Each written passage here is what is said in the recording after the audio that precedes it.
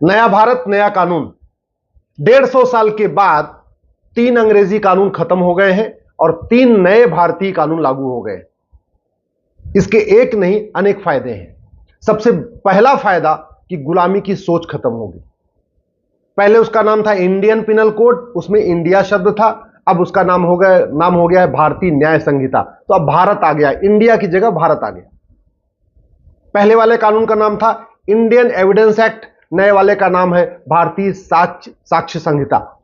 तो वो भी इंडिया गया, भारत आ गया। आम आदमी के लिए इसमें बहुत फायदे हैं। पहली बात तो ये कि जहां आपके साथ अपराध हुआ है वहीं जाके एफआईआर कराना जरूरी नहीं है। जैसे मान लीजिए आप बंगाल में थे, वहां आपके साथ कुछ मारपीट हो गई, अब वहां से आप भागे, वहां आपके पास डर के मारे इतनी हिम्मत नहीं पड़ी कि आप वहां एफआईआर करा सको, तो आप दिल्ली आ जाओ और दिल्ली में जाके एफआईआर करा दो कि बंगाल के इस थाने में इस स्थान पे आपके साथ ये हुआ है, आपकी एफआईआर रजिस्टर हो जाएगी। दूसरा फायदा, ये एफआईआर लिखने की एक टाइमलाइन फिक्स हो गई है। तीसरा फायदा, पुलिस की जांच कंप्लीट करने की भी टाइमलाइन फिक्स हो गई है। चौथा फायदा, जब चार्जशीट कोर्ट में फाइल हो जाएगी तो 60 दिन के अंदर मजिस्ट्रेट के लिए, जज के लिए चार्ज फ्रेम करना अनिवार्य होगा। देखिए क्रिमिनल लॉ कैसे चलता है। सबसे पहले शिकायत की जाती है, शिकायत करने के बाद पुलिस उसकी देखती है कि शिकायत ठीक है या नहीं है, थोड़ा एक प्राइमा फेसी उसकी जांच करती है, फिर वो एफआईआर लिख देती है। एफआईआर के बाद जांच होती है, फिर वो चार्जशीट बनती है, वो चार्जशीट फाइल की जाती है, उसके बाद मजिस्ट्रेट उस पर सुनवाई करते हैं, 1-2 सुनवाई करने के बाद चार्ज फ्रेम करते हैं। तो अब इस सभी चार के चारों प्रोसेस का टाइम फिक्स हो गया।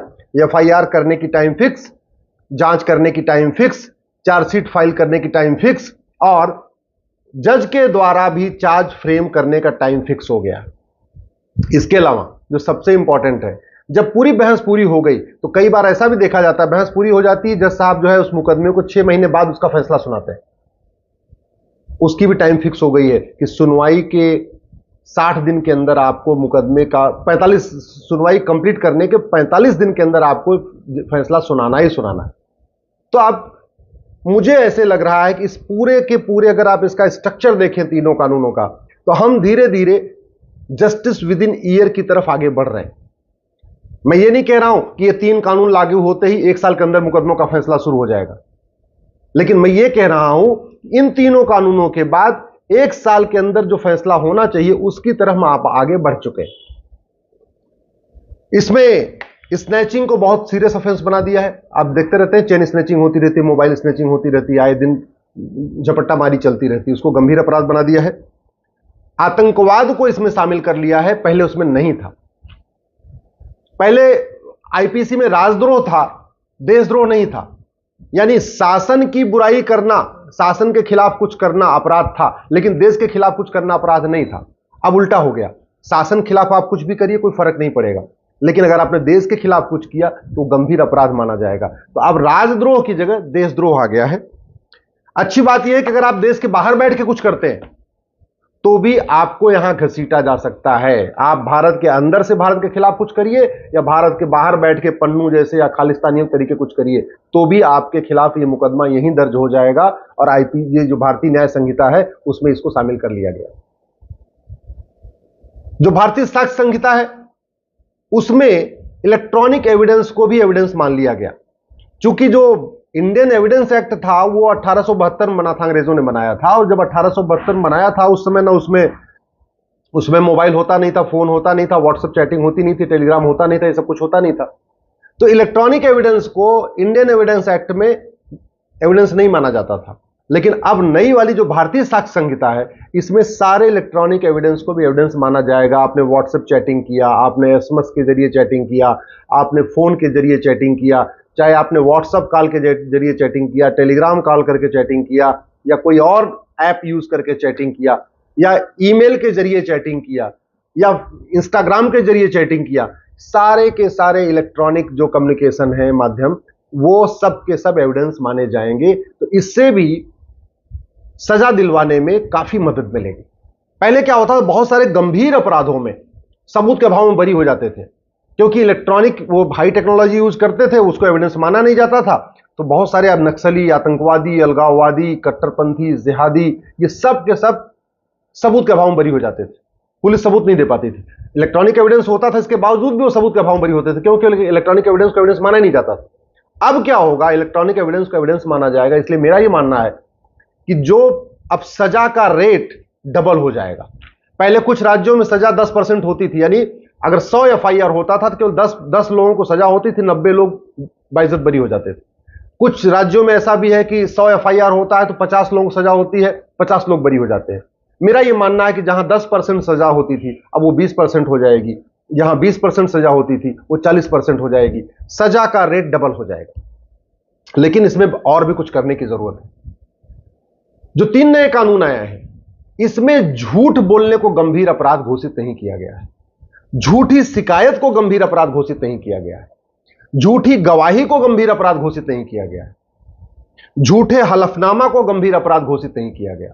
यानी मान लीजिए कोई बलात्कार का झूठा मुकदमा दर्ज कराता है, छेड़छाड़ का झूठा मुकदमा दर्ज कराता है, SC/ST एक्ट का झूठा मुकदमा दर्ज कराता है तो उसको कोई सजा नहीं होगी। तो जो मिसयूज है वो चलता रहेगा।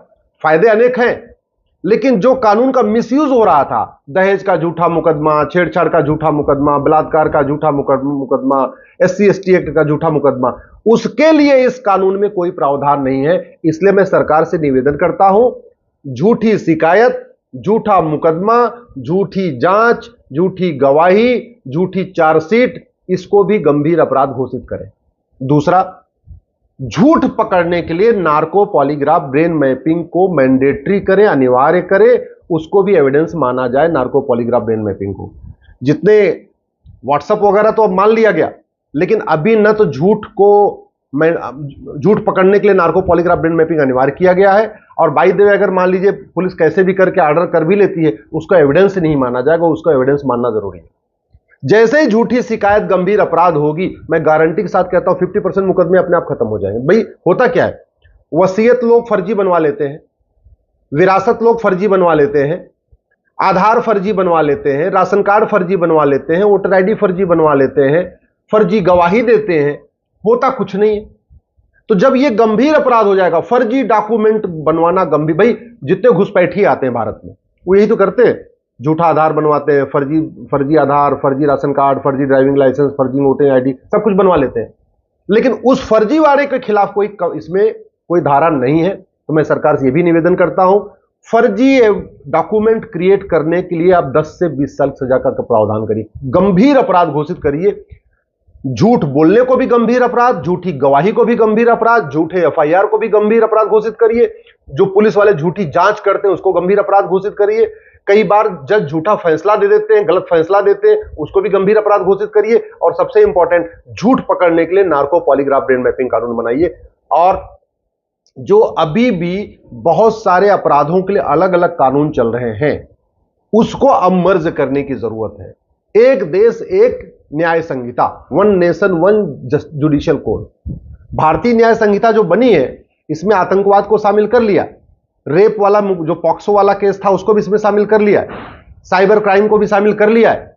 लेकिन अभी भी कम से कम 50 और कानून अलग से चल रहे हैं। घूसखोरी का अलग कानून, जमाखोरी का अलग कानून, मुनाफाखोरी का अलग कानून, मिलावटखोरी का अलग कानून, कालाबाजारी का अलग कानून, धर्मांतरण का अलग कानून, घुसपैठ का महाघटिया कानून 1946 वाला फॉरेनर एक्ट, उन सबको मर्ज करके एक one nation one penal code, one nation one police code, one nation one judicial code, ये अगर बना दिया जाए तो जस्टिस विद इन ईयर शुरू हो जाएगा। मेरा ये मानना है, जैसे ये 3 नए कानून बने हैं, ऐसे बहुत जल्द ही 1861 का जो पुलिस एक्ट है उसको भी खत्म कर दिया जाए और 1861 के पुलिस एक्ट की जगह एक नया कानून लाया जाए, भारतीय पुलिस संहिता।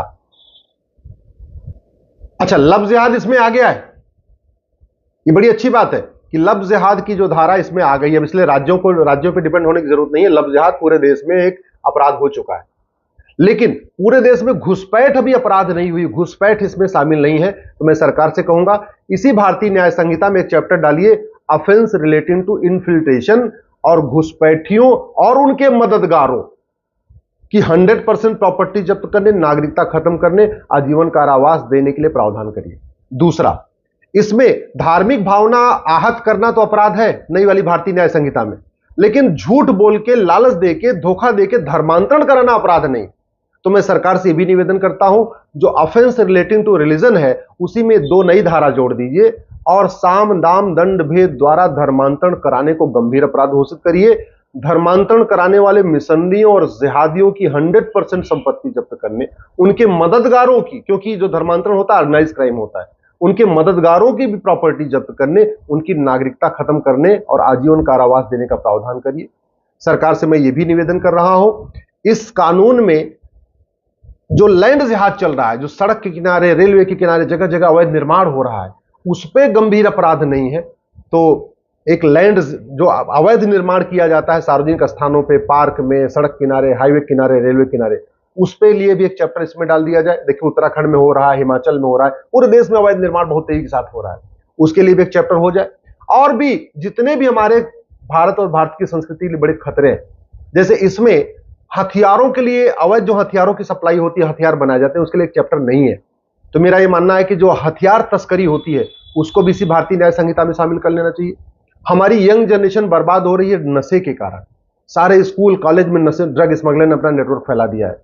तो एक ऑफेंस रिलेटिंग टू ड्रग्स, नशा तस्करी का भी एक चैप्टर इसमें शामिल कर लिया जाए। मेरा कहने का मतलब अब अलग अलग कानूनों को सबको इसमें शामिल करके एक one nation one penal code बना दिया जाए, one nation one judicial code बना दिया जाए, one nation one police code बना दिया जाए। तो आने वाले टाइम में जस्टिस विद इन ईयर शुरू हो जाएगा, यानी डिस्ट्रिक्ट कोर्ट में भी 1 साल में फैसला होगा, हाई कोर्ट में भी 1 साल में फैसला होगा, सुप्रीम कोर्ट में भी 1 साल में फैसला होगा, तहसील में भी 1 साल में फैसला होगा। और सबसे बड़ी बात ये जो झूठी शिकायत होती है, झूठी गवाही होती है, झूठे मुकदमे के कारण लाखों लोग परेशान हैं, ड्रग स्मगलिंग के कारण लाखों लोग परेशान हैं, ह्यूमन ट्रैफिकिंग के कारण लाखों लोग परेशान हैं, उस पर बहुत कुछ लगाम लगेगी।